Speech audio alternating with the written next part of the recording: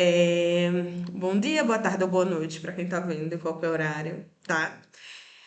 Sou Andresa Lopes, sou professora de português aqui da instituição Meta, Reforço Escolar, focada também em Enem e seus vestibulares. E eu vim ajudar vocês, vim dar um help, né? Como diz a história, né? Para quem vai fazer o Enem esse ano, né? Para quem tá aí nervoso, para quem tá ansioso, para quem, meu Deus, o que é que eu vou fazer? Como é que eu vou resolver essas questões? Então, eu vim resolver questões com vocês para ficar mais fácil, né, de vocês entenderem um pouquinho mais como é que funciona a linguagem dentro do Enem, né? Do primeiro dia de Enem, aí focado na língua portuguesa, tá? Deixa eu passar aqui. Pronto. Primeiramente, eu coloquei uma imagem de medo aqui, porque geralmente é o que as pessoas temem, né? No Enem, né? As pessoas temem o Enem, né? Melhor dizendo. Então, eu vim aqui conversar com vocês um pouquinho sobre as questões de linguagem, né? Retomando aí, dentro do próprio sistema, né? De avaliação do Enem. Primeiramente, calma, né? Vamos com calma, tá tudo bem, tá? No próximo domingo vocês vão arrasar, eu tenho certeza. Mas para isso a gente precisa retomar algumas questões. E aí, diante disso, eu começo com essa questão aqui.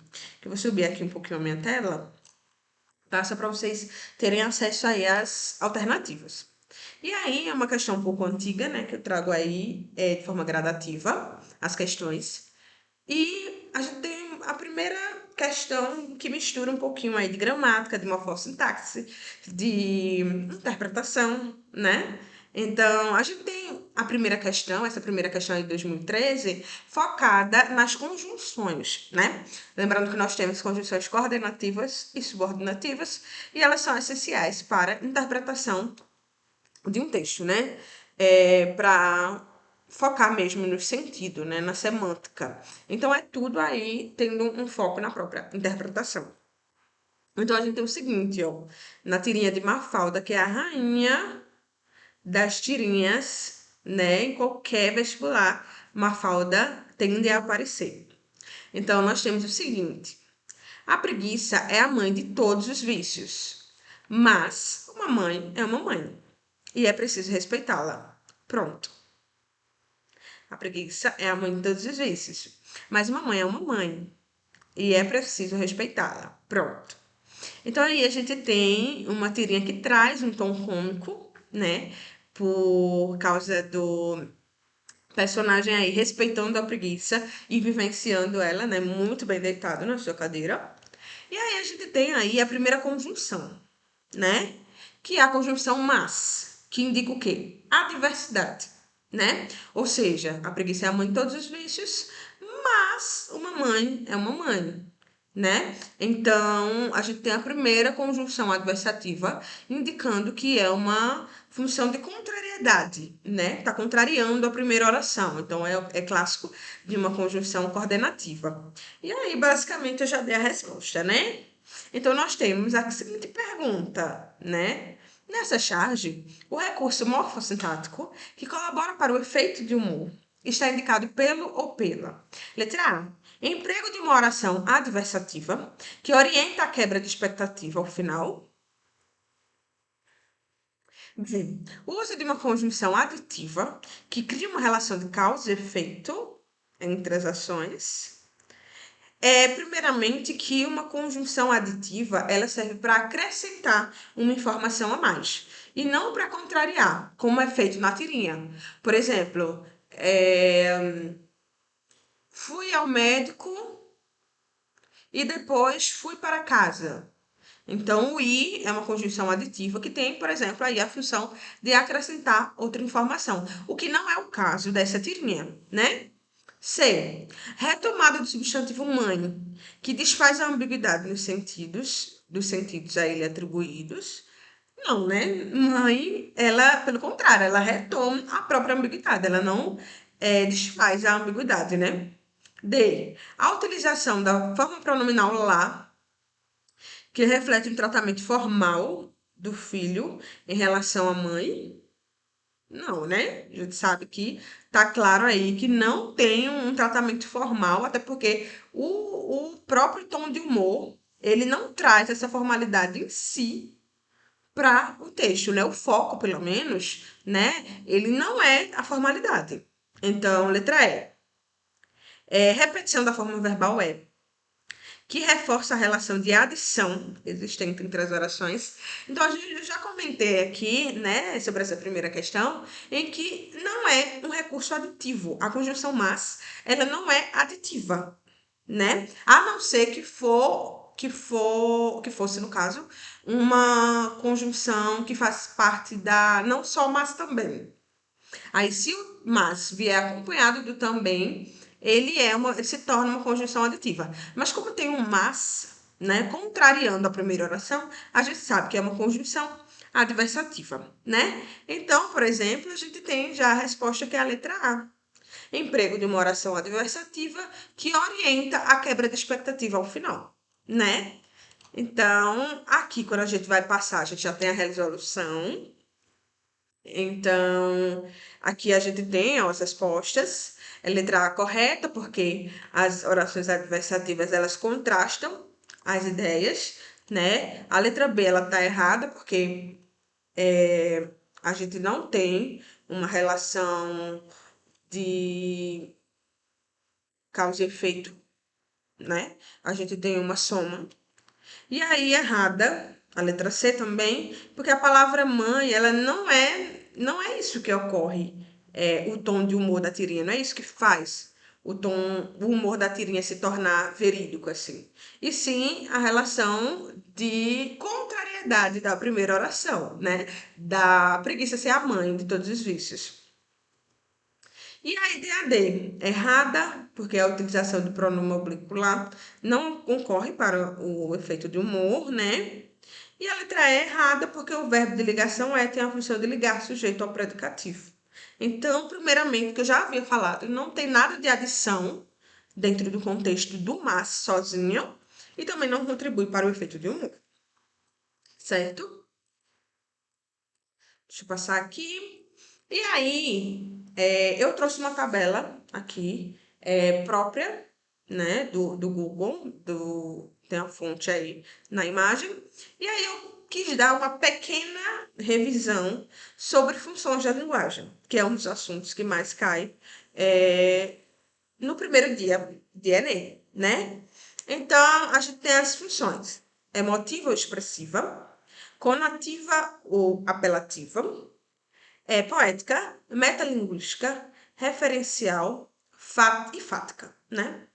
Então, a emotiva ou expressiva, ela tem a função do emissor, ou seja, ela tem a função da primeira pessoa, quem está escrevendo, né? Então, ela tem uma função de você poder se expressar, como o próprio nome da função diz, né? Você expressar sua opinião, de você expressar um desejo, de você expressar, enfim, você escolher o que você vai expressar, a função é você, né? Quem escreve. Então, um artigo de opinião, ele é um bom exemplo disso, né? Já que a expressão é a principal fonte. E aí temos a conativa ou apelativa, que ao contrário da emotiva, ela tem função no emissor, no receptor, perdão. Ela tem função no receptor, que é a segunda pessoa, ou seja, quem vai receber, né?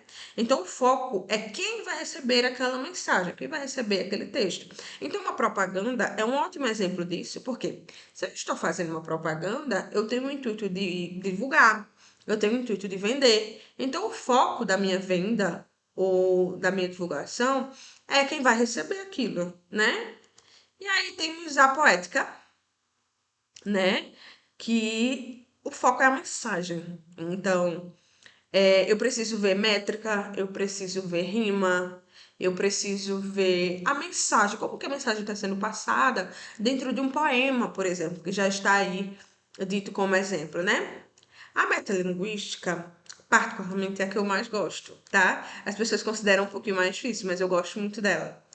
Que tem o foco no próprio código, ou seja, é um texto que fala do próprio texto. É um poema que fala de um próprio poema. É uma fábula que fala da própria fábula. Então, é o conteúdo dentro do próprio conteúdo, que eu vou explicar melhor a vocês lá na frente. Então, por exemplo, um termo de um dicionário, né? E aí temos a referencial, que é contexto referente. Ou seja, tem a função do contexto, tem a função do próprio texto ali, da informação, perdão, do próprio texto, né? Porque a função do próprio texto fica para a metalinguística. Então, o contexto daquela informação, ele vai ser aí privilegiado pela função referencial. O foco é objetivo, tá? Então, uma notícia, por exemplo, ela costuma ser mais objetiva, né? Porque o foco ali é informar. Então, isso é clássico da função referencial. E temos também, por último, né, a função fática, que é o canal, né? Ou seja, como que o contato é feito, né? Como que o contato entre pessoas é feito, como o contato entre seres é feito. Então, mensagens de WhatsApp aparecem muito. Por quê? Porque o foco é diálogo, né? Como que as pessoas se dialogam dentro desse sistema de comunicações, né? Então, passada aí essa mini revisão, vamos para as questões sobre figuras, né, perdão, funções de linguagem. E aí temos um texto, deixa eu descer um pouquinho aqui. Temos um texto do meu querido Manuel Bandeira, que eu amo, sou apaixonada, que é um poeta recifense. E caiu aí no Enem de 2020. Vejam só a questão. É o texto, né? Vamos embora para Passárgada. Foi o poema de mais longa gestação em toda a minha obra. Vi pela primeira vez esse nome Passárgada quando tinha meus 16 anos, e foi no autor grego. Esse nome de Passárgada, que significa campo dos persas, o tesouro dos persas, suscitou na minha imaginação uma paisagem fabulosa, um país de delícias, como de Livre de Voyage. Mais de 20 anos depois, quando eu morava só na minha casa, na rua do Curvelo, no momento de fundo desânimo, da mais aguda sensação de tudo, o que eu não tinha feito em minha vida por motivo da doença, saltou-me de súbito, do subconsciente, este grito estapafúrdio. Vou-me embora para Passárgada. Senti na redondilha a primeira célula de um poema e tentei realizá-lo, mas fracassei. Alguns anos depois, em idênticas circunstâncias de desalento e tédio, me ocorreu o mesmo desabafo de evasão da vida besta. Desta vez, o poema saiu sem esforço, como se já estivesse pronto dentro de mim. Gosto desse poema porque vejo nele um esforço. Toda a minha vida. Não sou arquiteto, como meu pai desejava, não fiz nenhuma casa, mas já construí, e não de uma forma imperfeita neste mundo de aparências, uma cidade ilustre, que hoje não é mais a Passárgada de Ciro, e sim a minha Passárgada, né? Então, a gente tem aí, por exemplo, né, uma questão, né, do Manuel Bandeira, onde ele fala como foi esse processo para a escrita do seu poema, né? Ele fala que o poema, ele não foi criado de primeira, assim, veio o estalo, né, de Vou embora para Passárgada. Inclusive, eu recomendo a leitura desse poema, porque é incrível, né? É um poema que fala um pouquinho do escapismo do Manuel, porque ele estava lutando contra a tuberculose, então ele precisava fugir um pouco desse mundo caótico da doença. Então ele fala muito sobre isso nesse poema, né? Claro que de maneira bem subjetiva. E aí nós temos a explicação dele acerca do poema, né? E aí nós temos aqui, deixa eu ver. Aqui. Então nós temos aqui a questão, né, em si. Os processos de interação comunicativa prevêem a presença ativa de múltiplos elementos da comunicação, entre os quais se destacam as funções da linguagem, que a gente acabou de ver, né? Nesse fragmento, a função da linguagem predominante é a emotiva, porque o poeta expõe os sentimentos de angústia que o levaram à criação poética. A gente vê, né, se a gente voltar para o poema não, para o texto, a gente vê que ele não explica, de fato, o porquê que ele escreveu esse poema em suas motivações mais íntimas. Ele não explica isso. Então a gente já sabe que a função ela não é emotiva, porque ele não foca nisso em si. B. Referencial, porque o texto informa sobre a origem do nome empregado em um famoso poema de bandeira. Não, o texto ele não foca exatamente nisso, né? C. Metalinguística, porque o poeta tece comentários sobre a gênese e o processo de escrita de um de seus poemas. Pode ser considerado. Por quê? Porque ele fala um pouquinho sobre o processo do próprio poema. Então, ele utiliza a linguagem para explicar como ele utilizou a própria linguagem. Ou seja, o código dentro do próprio código, que é a função metalinguística. Então, tá claro aí que é a letra C, né? D. Poética. Porque o texto aborda os elementos estéticos de um poema. Aí a gente já para, meu amor. Porque ele não explica isso dentro do poema, dentro do texto do poema, ele não explica. Então a gente sabe que a poética ela tá fora de cogitação, tá?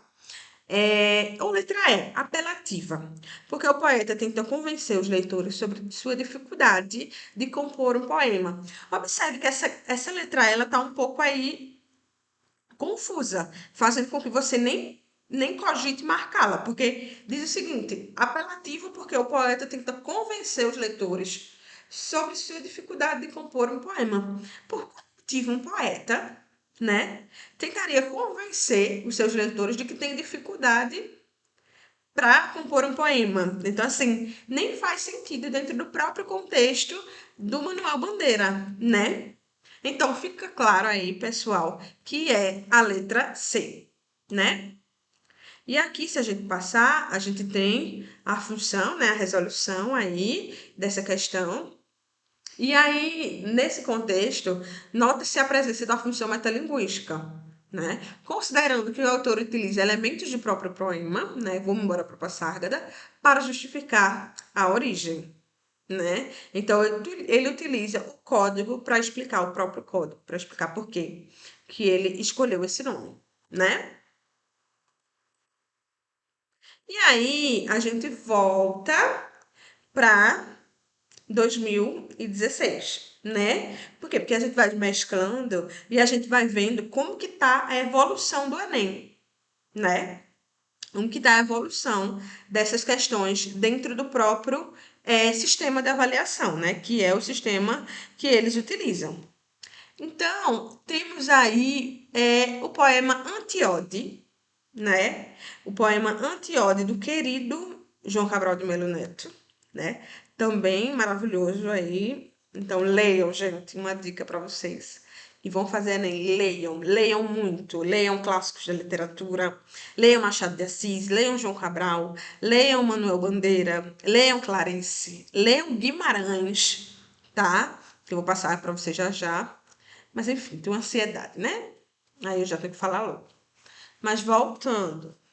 E aí nós temos o poema Antíode, né? Ode vem aí com o prefixo ante, que indica que está contrariando, não é ode. Significa que não é ode. Ode é aqueles textos líricos antigos, né? Utilizados pelos gregos, feitos para o canto, se eu não me engano.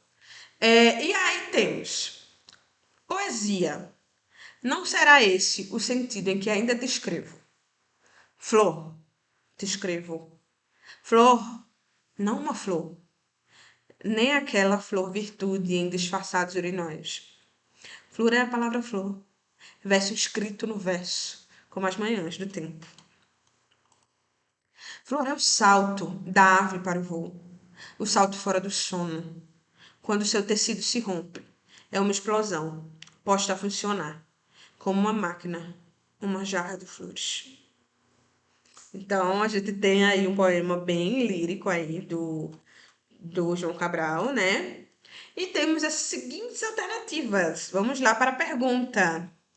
A poesia é marcada pela recriação do objeto por meio da linguagem, sem necessariamente explicá-lo. Então, ele não explica o que é antíode, né? O que ele quer dizer com antíode. Ele não explica em nenhum momento. Nesse fragmento de João Cabral do Melo Neto, poeta da geração de 1945, do modernismo brasileiro, né? O sujeito lírico propõe a recriação poética de Recriação, tá, gente? Recriação poética. Letra A, uma palavra a partir de imagens com as quais ela pode ser comparada, a fim de assumir novos significados. Essa eu vou deixar um pouquinho de suspense para a gente passar, tá? Para ver a resposta juntos. B, um urinol, em referência às artes visuais ligadas às vanguardas do início do século XX, né? C, uma ave que compõe com seus movimentos uma imagem historicamente ligada à palavra poética. Não, ele não fala um pouco de ave, ele não fala muito de ave, né? Vocês perceberam isso que eu tô percebendo? Ou foi só ele? Vamos aí, vamos ver. D. Uma máquina levando em consideração a relevância do discurso técnico-científico pós-revolução industrial. É por isso, minha gente, que é preciso vocês estudarem um pouquinho de história também para saber essas questões, né? Ou letra E. Um tecido, visto que sua composição depende dos elementos intrínsecos do eu lírico. Vamos ver? Resolução, letra A, gente, uma palavra. Isso está claro no próprio título, antiode. Antiode. Então, ele associa dentro do texto. O João Cabral é inteligentíssimo, né, gente? Ele associou dentro do texto significados que a palavra antiode pode ter, né? Então, por exemplo, a letra A, na palavra flor, a palavra flor ela é repetida inúmeras vezes. Flor é palavra, flor é o salto da ave, entre outras. Então, ele compara, por exemplo, a palavra flor, né? Dentro do contexto várias vezes, fazendo a antíode, que é fazendo a lírica do texto. Então, ele associa tanto antíode, quanto flor, quanto outras palavras dentro do próprio texto. Ele foi de inteligência absurda aí. Então, ele compara a flor a diversos elementos do próprio poema, né? A letra B ela tá errada porque é apenas uma referência feita ao urinol, né? Ele não foca muito em ave dentro desse texto. Letra C, já emendei aqui uma na outra. O mesmo acontece com a ave, porque a única referência que tem é flor é o salto da ave para o voo. Então ele não foca muito nessa questão de ave, né? A letra D está errada, pois o poeta menciona uma máquina apenas com o intuito de comparar uma explosão com a ação de fazê-la funcionar. Então a gente precisa focar muitas vezes no foco do próprio poema. Como assim, professora? A gente tem que ver do que o poema está falando, o que é que o poema está me dizendo, o que é que o texto está me dizendo, né? Então, uma dica que eu dou, dando uma pausa aqui na resolução, é o seguinte: grifem parte do texto, grifem sem medo, escreva ao lado se escrever for melhor para você, escreva ao lado, coloque do lado o melhor da forma que você conseguir, né? Porque é importante a gente focar no que o texto está querendo dizer, certo? E voltando aqui, errada, letra E, né? Mais uma vez, a única menção feita pelo poeta ao tecido encontra-se no trecho: o salto fora do sono, quando seu tecido se rompe.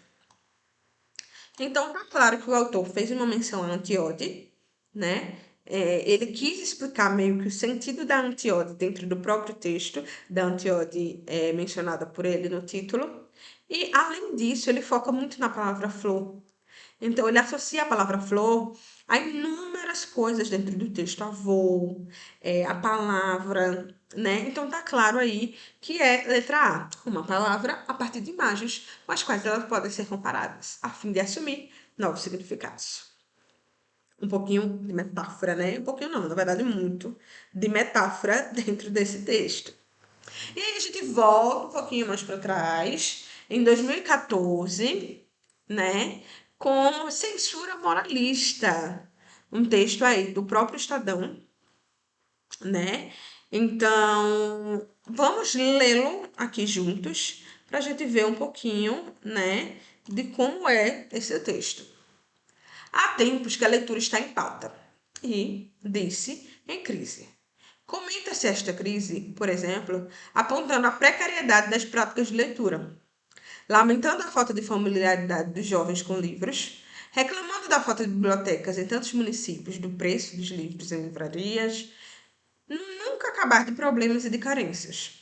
Mas, de um tempo para cá, pesquisas acadêmicas vêm dizendo que talvez não seja exatamente assim. Que brasileiros leem sim, só que leem livros que as pesquisas tradicionais não levam em conta, né?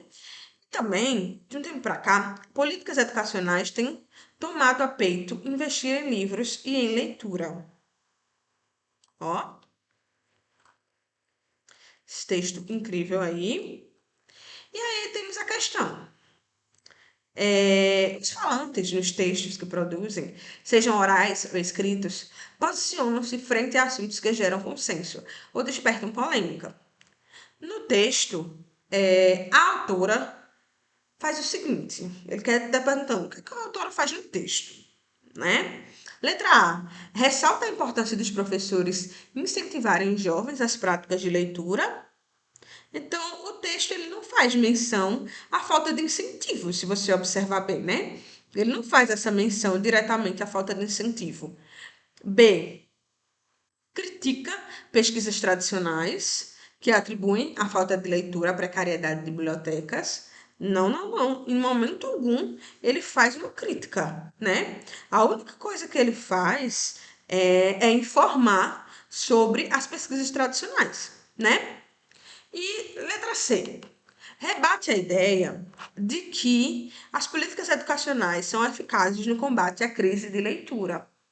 Então, ele não faz o seguinte, ele não bate de frente diretamente com esse ele não faz um posicionamento acerca disso, né? Então, por isso que eu digo que é interessante vocês focarem, vocês prestarem atenção no foco do texto. O que é que o texto está querendo te dizer?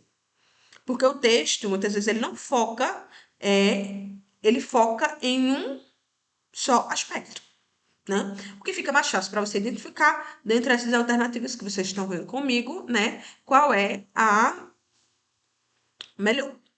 D. Questiona a existência de uma crise de leitura com base nos dados de pesquisas acadêmicas. Sim, encontramos a certa, né? Ele questiona aí essa existência de leitura, né?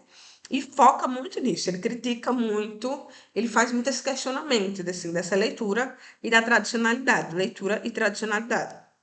E letra E. Atribui à crise da leitura, à falta de incentivos e ao desinteresse dos jovens por livros de qualidade. Não é em foco, o foco, por isso que eu falo muito de foco aqui, gente.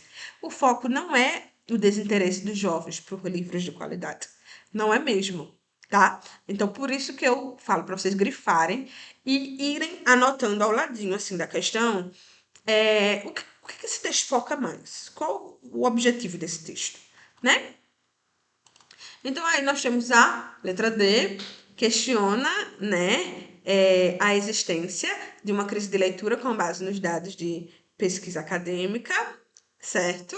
E aí nós temos as alternativas erradas, né? Que eu já comentei com vocês durante a leitura, né, das questões, das resoluções.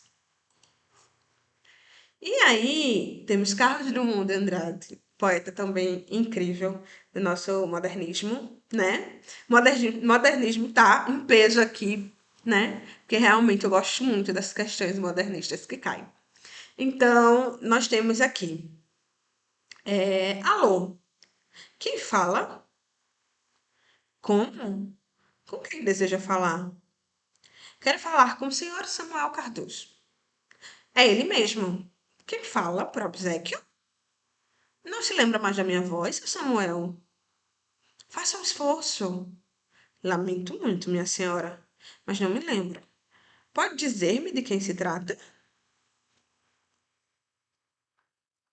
Então, ó, primeiramente, vocês lembram que eu falei lá atrás sobre as funções da linguagem, que tem uma em específico que foca em diálogos, que foca em canal da mensagem? Lembram? Vamos ver se lembram aqui. Se vocês lembrarem, vocês já vão saber essa de cara. Pela insistência em manter o contato, comunicação, entre o emissor e o receptor, Predomina no texto a função, letra A, metalinguística, letra B, fática, letra C, referencial, letra D, emotiva ou letra E, conativa? Gente, essa tá clara, óbvia, que não pode ser outra além da fática. Por quê? Porque a fática, ela foca na comunicação. Como que eu vou me comunicar? Né? Ela foca justamente nessa função aí, dentro do próprio texto, como que a comunicação acontece. E lembra que eu falei que acontece muito em diálogo, diálogo de WhatsApp, diálogo de fala. Então, essa é claramente uma função fática. Então, a gente vê aí mais uma prova de que funções da linguagem está atrelado, assim, demais ao Enem, né? E aí, vamos passar para a próxima. Se eu parecer que eu tô olhando muito para cá, porque fica mais fácil para mim ler no celular, tá, gente? E assim, essa questão, todo mundo que me conhece sabe que eu sou completamente apaixonada por Guimarães Rosa, né? Que ele é conhecido por criar palavras, né? Ele é escritor, poeta e mineiro, né? E ele tem aí esse dom de trazer o léxico para seus textos, não importa quais sejam, tá? E aí nós temos o hipotrélico. O termo é novo, de impensada origem e ainda sem definição, que ele apanha em todas as pétalas o significado. Sabe-se só que vem do bom português, para a prática. Para a prática, perdão, que eu interrompi a pausa, né? Para a prática, tome-se hipotrélico, querendo dizer antipodático, sem graçante, impresido, ou talvez vice-dito. Indivíduo pedante, importuno agudo, falta de respeito com a opinião alheia. Sob mais que, tratando-se de palavra inventada, e como adiante se verá, embirrando o hipotrélico em não tolerar neologismos. Começa ele por se negar nominalmente a própria existência. Então, aí nós temos o livro Terceiras Histórias, né, do Guimarães, aparecendo aí no Enem 2014. E aí temos as seguintes alternativas. Nesse trecho de uma obra de Guimarães Rosa, depreende-se a predominância de uma das funções da... Mais uma função da linguagem aí, para vocês tentarem conduzir, né? De vocês tentarem acertar. Então, mais uma vez, eu vou deixar aí essa questão para vocês darem uma pausa no vídeo, responderem e depois verem a resolução comigo. Vou ler aqui. A. Metalinguística, pois o trecho tem como propósito essencial usar a língua portuguesa para explicar a própria língua, por isso a utilização de vários sinônimos e definições. B. Referencial, pois o trecho tem como principal objetivo discorrer sobre um fato que não diz respeito ao escritor ou ao leitor, por isso o predomínio da terceira pessoa. Fática, na letra C, pois o trecho apresenta clara tentativa de estabelecimento de conexão com o leitor. Por isso, o emprego dos termos sabe-se lá e tome-se hipotrélico. Será que é fática? Será que é comunicação? Eu disse que não ia comentar, mas não tem como, né, gente? D. Poética, pois o trecho trata da criação de palavras novas, necessária para textos em prosa. Por isso, o emprego de hipotrélico. Será? Expressiva, pois o trecho tem como meta mostrar a subjetividade do autor. Por isso, o uso do advérbio de dúvida, talvez. Será que expressa subjetividade? Enfim, né? Essa questão aí é bem fácil, dado o contexto. Porque, minha gente, pausa aí, claro. Será que você sabe essa antes de eu passar? Se você souber, responde nos comentários aqui essa questão, tá? Responde aí antes de ver a resposta, para ver se você acertou depois. Vamos ver aí. Vou dar aí 5 segundos. 5, 4, 3, 2, 1. E é claro, minha gente, que essa questão tem como resposta a letra A, né, gente? Metalinguística, pois o trecho tem como propósito essencial usar a língua portuguesa para explicar a própria língua. Então, ele usa aí vários sinônimos para explicar o que seria, o que poderia ser esse hipotrélico que ele tanto falou no início. Então, o Guimarães, ele utiliza muito desse tipo de linguagem, tá? Como eu já havia falado anteriormente, né? E aí temos esse texto aqui. Deixa eu botar um pouquinho minha tela aqui para cima. Firmo o vaqueiro. É João Cabral, novamente, né? Então, vamos ler. Voltando, gente. Peço perdão aí, porque essa crônica ela não é de João Cabral. Ela é de Coelho Neto, que é um poeta maranhense também, um escritor maranhense, né? Não é de João Cabral essa, eu que confundi. Então, nós temos o seguinte texto. Firmo o vaqueiro.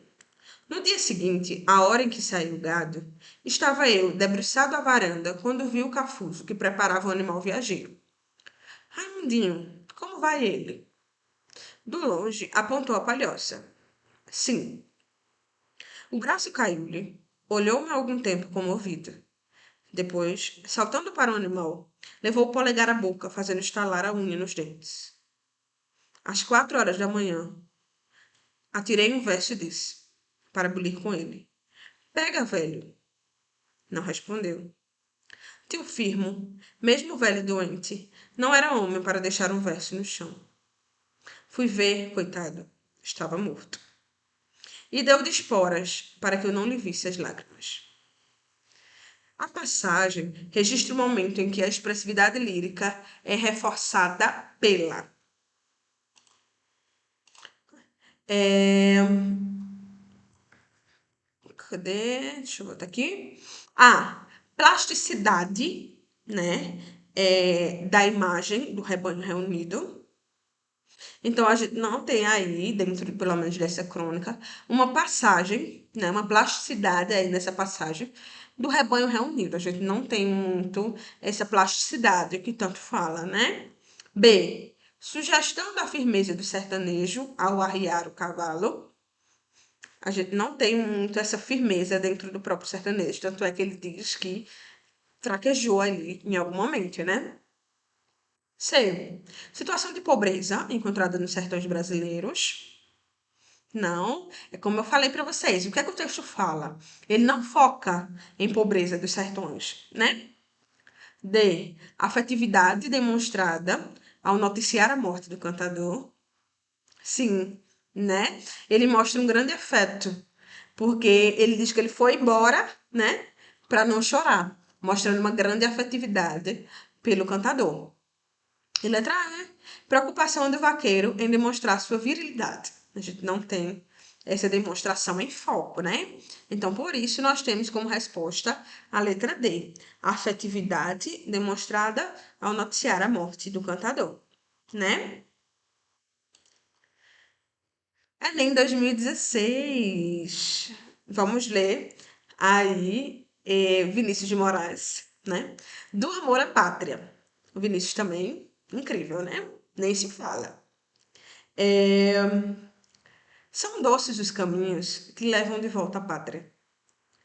Não há pátria amada de verdes mares e bravios, a mirar em berço esplêndido o esplendor do Cruzeiro do Sul, mas há uma outra mais íntima, pacífica e habitual.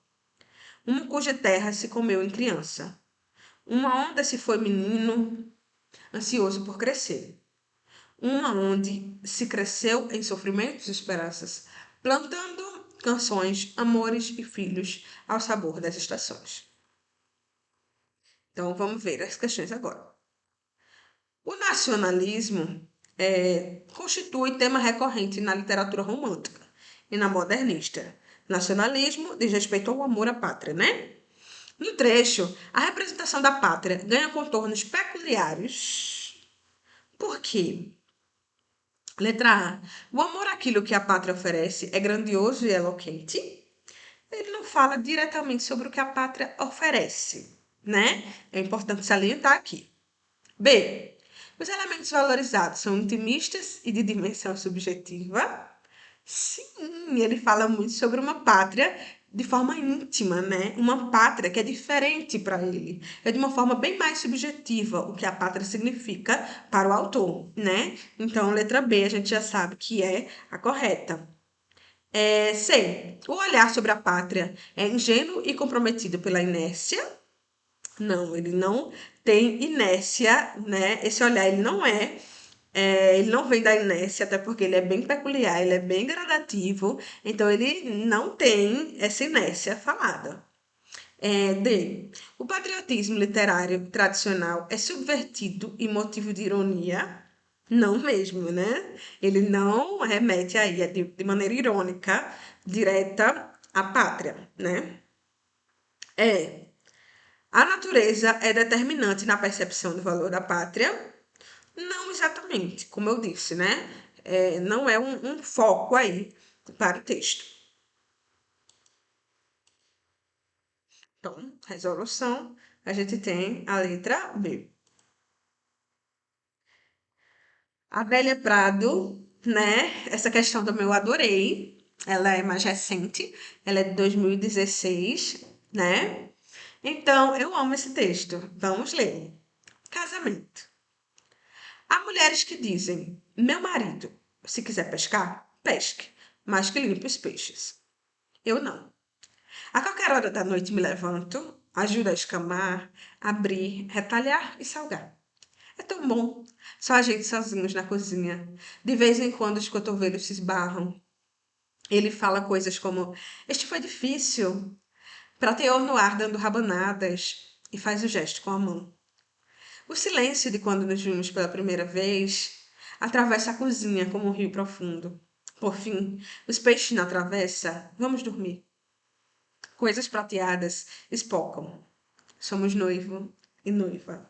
Então, ela trata aí do lirismo, né, dentro do próprio casamento. E é um poema que, apesar de ter uma linguagem rebuscada, assim como os autores antigos brasileiros, né, não tão antigos assim, que a Adélia não é tão antiga assim, é, é um poema que tem a linguagem mais acessível às pessoas. O que é característico do modernismo, né? O modernismo ele tinha essa característica de passar uma linguagem mais acessível a todas as pessoas, né? Então, temos as seguintes alternativas e a seguinte questão, né? Em primeiro lugar, claro. O poema de Adélia Prado, que segue a proposta moderna de tematização de fatos cotidianos, apresenta a prosaica ação de limpar peixe, na qual a voz lírica reconhece uma letra A, expectativa do marido em relação à esposa. Essa a gente já descarta, né? Não tem a visão de marido, quanto mais uma expectativa dele. Então, essa a gente já descarta sem medo. B. Imposição dos afazeres conjugais. Não, não tem. Né? Não tem essa imposição de mulher ter que fazer, homem ter que fazer. Não tem essa imposição nesse poema. C. Disposição para realizar tarefas masculinas. Não.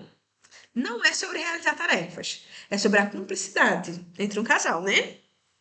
D. Dissonância entre as vozes masculina e feminina. Também não temos. Letra E. Forma de consagração da cumplicidade no casamento. É isso, né, gente? É a forma de consagração da cumplicidade, onde o casal ele tem uma cumplicidade de afazeres domésticos, onde um momento simples ali, de pescar, de salgar o peixe, de cortar, vira um momento íntimo, um momento de casal, um momento de cumplicidade, de companheirismo, né? Então, tá claro aí que a resposta é a letra E, né? E aí temos o último, né? Que também é de 2016, do saudoso, maravilhoso Ariano Suassuna, né? O Santo e a Porca, que é uma peça.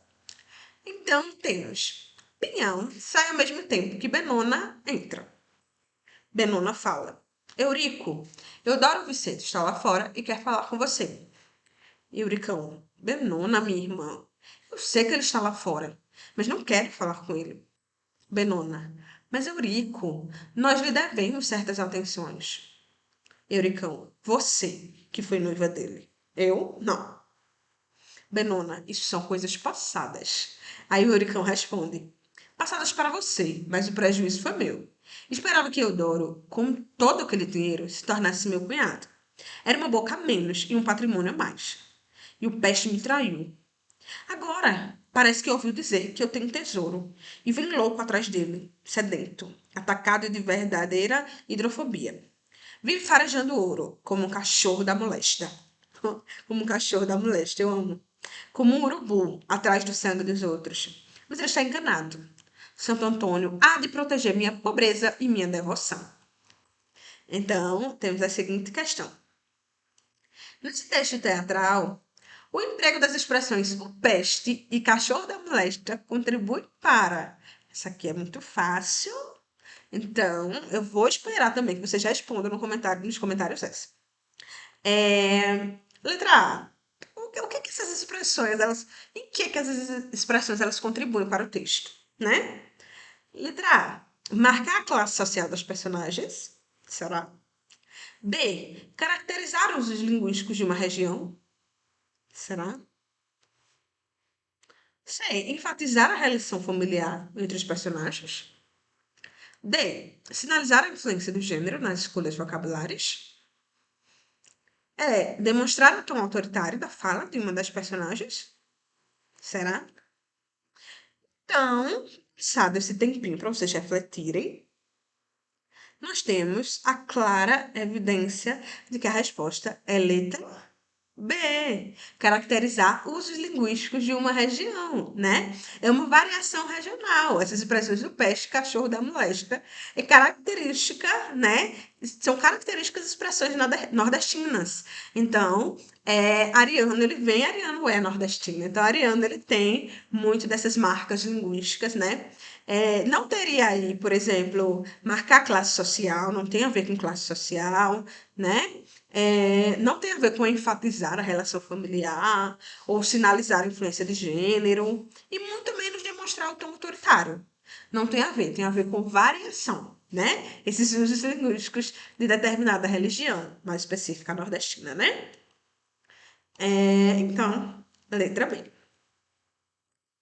Quero agradecer vocês por terem acompanhado, né, a primeira aula de resolução, né? Espero que eu tenha ajudado. Se vocês gostarem, né? Eu espero que vocês comentem aqui embaixo, que vocês deixem um like de vocês. É importante para que a gente continue preparando esses conteúdos para vocês, né? Espero que vocês arrasem nesse Enem. Espero que vocês acreditem em vocês, tanto quanto vocês acreditam em outras coisas, né? Porque para a gente ter a nossa aprovação, é importante que a gente acredite nela, que a gente confie no nosso potencial, que a gente acredite no nosso estudo, que a gente acredite na educação brasileira, né? E eu espero que vocês tenham aí um bom desempenho, né, no próximo domingo, né? Um cheiro. Qualquer dúvida, podem entrar em contato ou comentar aqui que a gente vai estar respondendo as dúvidas de vocês. E boa sorte, boa prova para todos. Tá certo? Tchau, tchau!